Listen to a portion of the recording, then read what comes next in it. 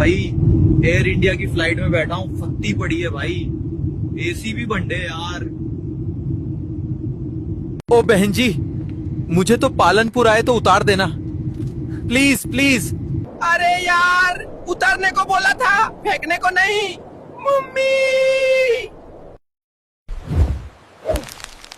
अरे ये तो बालाराम का जंगल है। यार बड़ी भूख लगी है भाई। सबसे बेस्ट पालक पकोड़ा कहाँ मिलते हैं बताओ कमेंट में।